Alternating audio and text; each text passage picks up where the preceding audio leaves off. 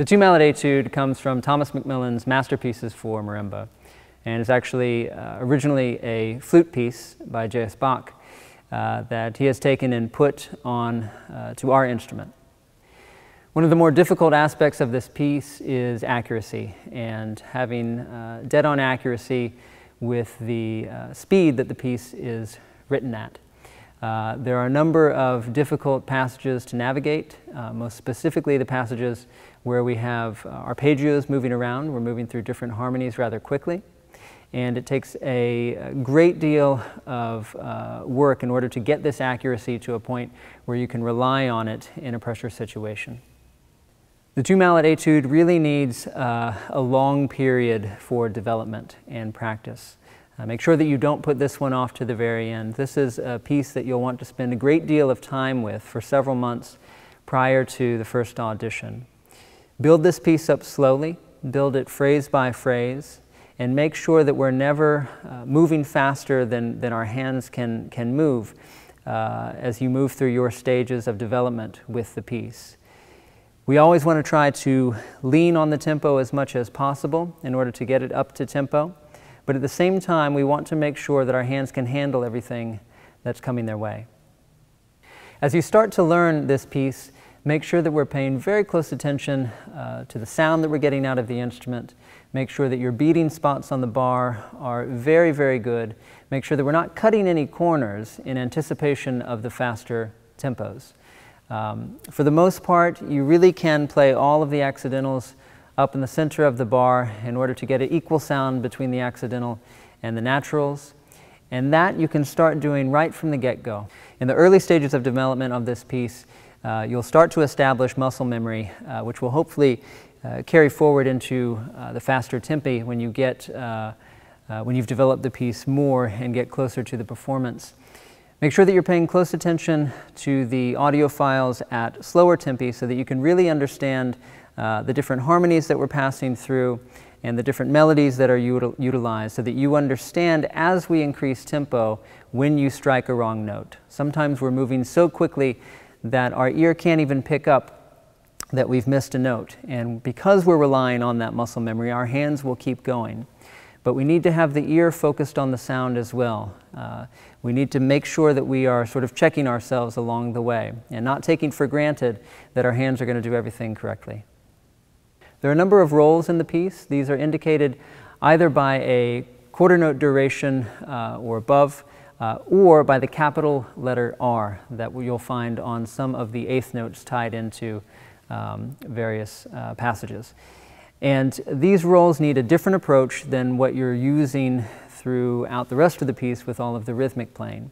Make sure that we lighten up the stroke in those rolls so that we get a textural change, that we really do get to this idea of sustain when we're playing these rolls, and that it's not simply a hyper-fast rhythm that we're digging into the bar in order to get a series of 30-second notes out.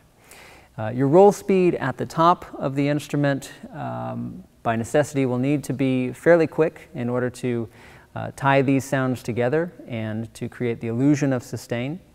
If we have moments of rolling down a little bit further in the range of the instrument, you can free up those roll speeds a little bit.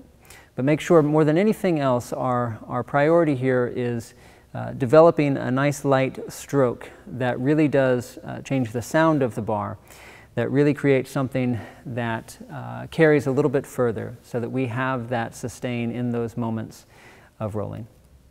While we don't want to over-rhythmify some of these rolls and make them sound as if they're rhythms, at the faster tempi, it actually is fairly important to know how many strokes you're putting in each of the rolls. You can sort of determine this on an individual basis and just think it as you move through the rolls.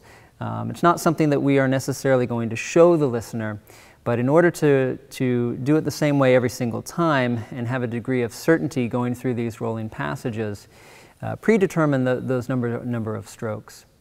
There are a number of rolls that tie into faster 16th note passages. In these rolls, you'll want to sort of fall off of the roll so that we're not re-articulating going into the next strong beat. Put a little bit more emphasis up front, let the roll decay, and then pick back up when the rhythm actually starts again. we're not really given a great deal of information with regards to dynamics. The piece starts at a forte, we have an indication a little bit later to go to a mezzo forte, and then we're basically left on our own to figure things out. It's important that we think about dynamics in relation to what we're trying to say musically. The piece does break down into various sections, into various phrases. Use dynamics in order to delineate these sections. Make sure that you are not staying too static or too constant and not falling into the trap of everything just sort of being mezzo. Make sure that we have some dynamic extremes so that you're showing the full range of a dynamic spectrum. For my interpretation and performance of this piece, I've actually backed the tempo off a little bit. Up in the faster tempi, the piece really doesn't have so much space to breathe. In order to make some musical statements, in order to bend and stretch a little bit, we really do need to allow some space so that you have some room to move around. So I've dropped the tempo back just a little bit so that there are places where we can push a little bit more, places where we can fall back, and we have just a little bit more elbow room to move around musically. Perhaps it's not for everyone, and especially with a competition piece, we do want to fit within to the tempo windows of acceptability. But for me, it really just makes more sense musically to have some space. There's more forgiveness in the piece as well. Obviously, there are a lot of notes to play, and we have to get them all right. If you give yourself a little bit of room and you can nuance some of these passages in a way that works for your hands, in a way that makes sense to the performer, and gives yourself kind of a fighting chance at getting all the right notes. Another great thing that you can do in preparing to play this piece, and really all along the learning process, is to spend some time with the music of Bach.